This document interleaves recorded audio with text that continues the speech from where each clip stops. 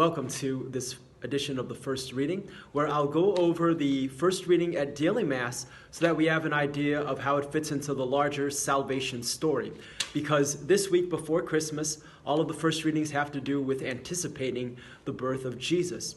And so on Monday, we hear from the Song of Psalms. The Song of Songs talks about two lovers that are searching for each other. They want to be with each other. And so the poem goes back and forth where especially she is looking for the love of her life. And so that anticipates our we're waiting anxiously for Jesus to come into our lives as well. So that's why we read from the Song of Songs on Monday in anticipation of Jesus. The second reading the second day on Tuesday. The first reading talks about Hannah. So Hannah was a sterile woman, and she went to the temple one year, and she was praying and specifically lamenting over the fact that she didn't have any children. But then God predicted that she would be able to conceive and then have a child. And then Hannah offered the child that was born, Samuel, into the temple. So then when the child was 1 year old, she went to the temple to present him there, and then he stayed with Eli the priest and became a great prophet of Israel. So that's on Tuesday. Anna was barren, unable to have children, and then she conceives Samuel, and then she gives a great song of praise to God. So that's on Tuesday. On Wednesday, we hear from the prophet talking about the coming of Elijah again. So we as Catholics, or all Christians, believe that when Elijah came again, Jesus says that this was John the Baptist who came again. And so when we hear from the prophet talking about the second coming of Elijah, that occurred in the person of John the Baptist. So John the Baptist representing Elijah who is to come. On Thursday, we hear from 2 Samuel. So this is Christmas Eve in the morning.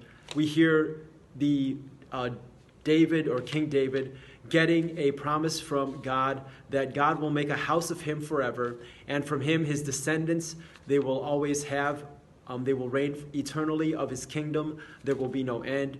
And the reason that is because one of his descendants, of the descendants of David, Jesus, will have a kingdom that does not end. So that's why we read it on Thursday, which is Christmas Eve.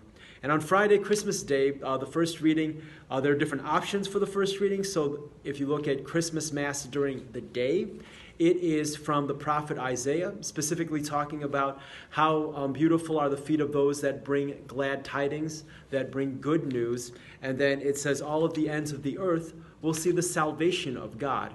Now that God has become a human being, and that's what we celebrate on Christmas, all the ends of the world will see that, and how happy are those that give those good tidings.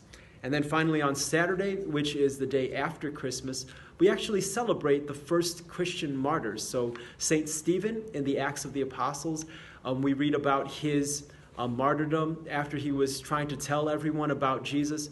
A number of religious leaders got angry at him. They stoned him. And so Stephen, in his mercy and because he was so close to Jesus, said, "Lord Jesus, don't hold this sin against them." And then he cries out, "Lord Jesus, receive my spirit." And then he dies as the first martyr. So that's the look at the first readings for this week, just to give us an anticipation of Christmas. I hope this helps understand where all of these readings fall in the greater story of salvation. Thanks for watching. Until next time.